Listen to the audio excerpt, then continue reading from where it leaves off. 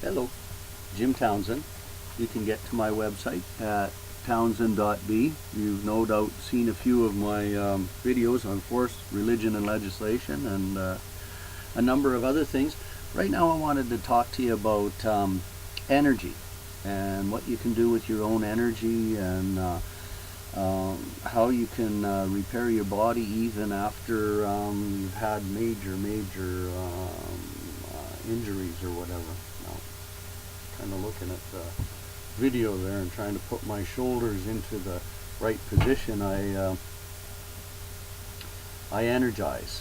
When I was at the University of Calgary, I majored in management information systems. I minored in economics and political science.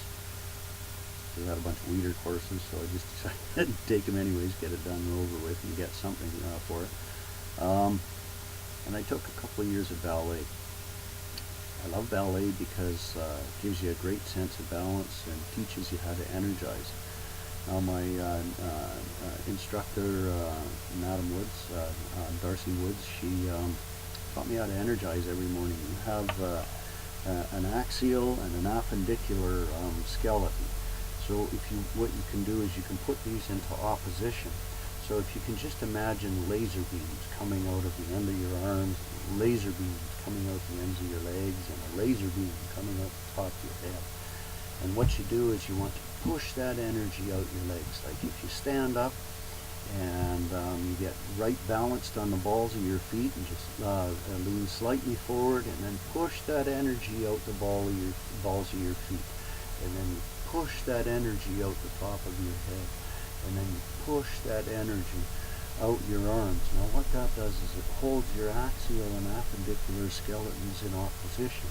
And see, I practice that every day. It made me feel so good. I had back pain like you wouldn't believe before that. And I managed to get rid of my back pain just by pulling all of my skeleton into opposition. So I could imagine the laser beams coming out my legs as I pushed out the balls of my feet, and the harder I'd push that energy out through the balls of my feet, the brighter that laser would become. And I'd push my axial skeleton in opposition, and then I'd push my energy out my fingertips until I could just feel that energy flowing out my fingertips. And those laser beams were becoming brighter and brighter. And you see, that holds you into opposition. So if you want to do a pirouette, here you are, you're held in opposition, and you just pirouette nicely across on the balls of your feet in perfect balance, because your body's in perfect balance. So when I had my tractor accident, I didn't just flop it over on myself. I did a wheelie down the hill and got up to about 60 miles an hour, and then flipped it over and just munched myself right into the road. So when I flipped the tractor over, it took this arm and it drove it right up into there. It busted all of these ribs off across. I've got my ribs all broken off my breast, and that's why my shoulders move all over the place, because they're not attached to anything. Just this collarbone is attached here with a metal rod, kind of holds everything into place. But when I smashed it over, broke the shoulder blade in half as well, and smashed all the ribs off. And when it flipped over, I broke 6 of my ribs right off the center of my back. And then when I skidded to a halt, there was a 2x4 on the roof of my holding the roof on my tractor, and it smashed this arm down and broke all these ribs down here and smashed that arm right off of there. So you break all of your ribs and everything up, and you puncture like I punctured 3 holes in my lungs, but I also squeezed all my major organs pretty good. So my heart just, I try to do anything, and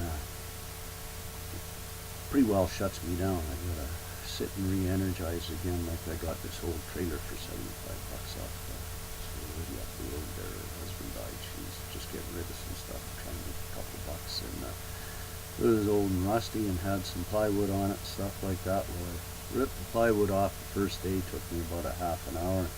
Had to lay down and slept really good that night. Slept 12 hours in a row, and then the next day I just drilled in the holes in the metal A-frame where I need to put the boards, and then I painted it a little bit at a time. And today I put one of the boards on the deck. I think I'm buggered for the day, but it's going to probably take me 2 weeks at this rate.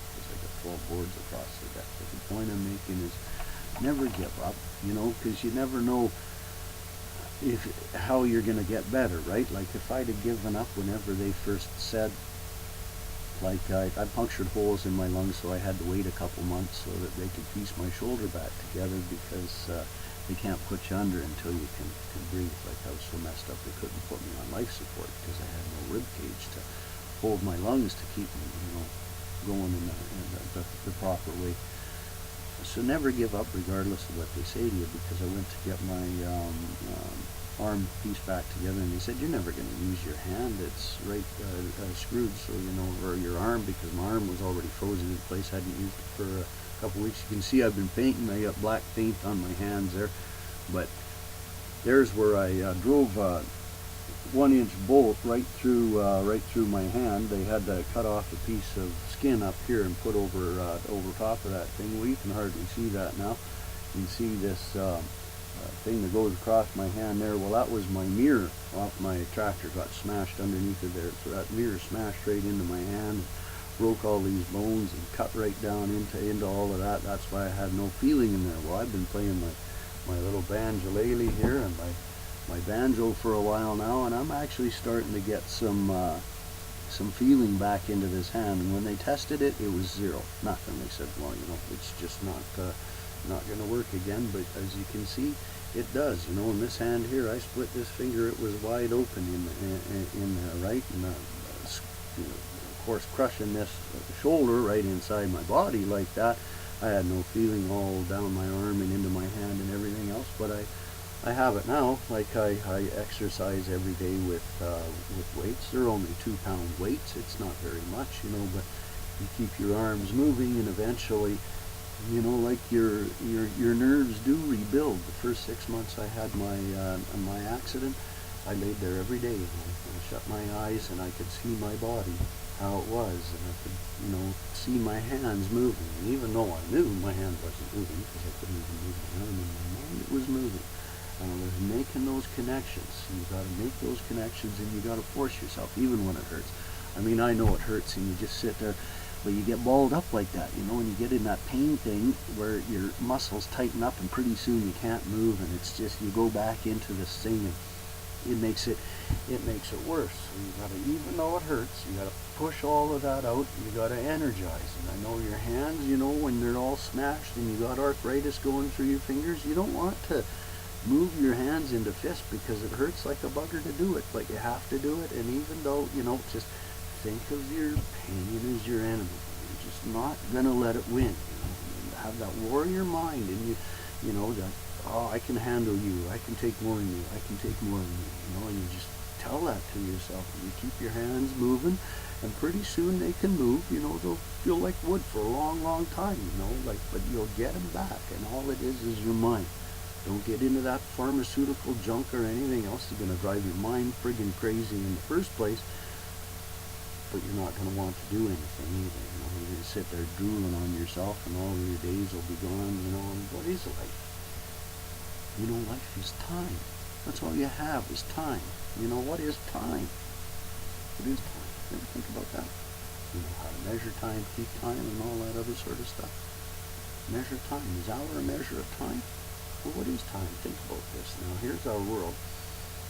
24,000 miles around, and in 24 hours, it makes one revolution. That tells you it's moving 1,000 miles an hour. It goes 360 degrees in 24 hours. So, hang on. So an hour, if an hour is 1/24th of a 360-degree revolution, that means that, in fact, an hour is 15 degrees of arc. So an hour, if it measures 15 degrees of arc, well, it's measuring 15 degrees of space. Is time space? Well, there is no space-time continuum. Maybe it's just three-dimensional space, and an hour is simply a spatial measurement. Well, it obviously is. So what is your time? You have a certain amount of rotations that you're going to be alive on the face of the earth before they bury you back into the thing. Don't let somebody steal that experience from you. Don't let somebody else tell you that they're the authority in your life. And don't ever let life get the best of you. Because as long as you're alive and you're breathing, You know, there still is hope. Don't put your hope into something that doesn't exist, like a life after death. Why do you think they call it death? Because it's not life. You're not going to go sit by some hoobie-doobie if you give away all your time to some a-hole on this plane. Live your life. Be free. Make your own decisions. Strengthen your mind. Remember that your mind controls everything. It doesn't matter how bad things get. You know, you can always use your mind to defeat the circumstances that you're in. And if you don't like where you are, put one foot in front of the other and walk yourself out. Yeah, peace, y'all. Love you. Don't know what this is about, but I hope you enjoyed it anyways. Take care.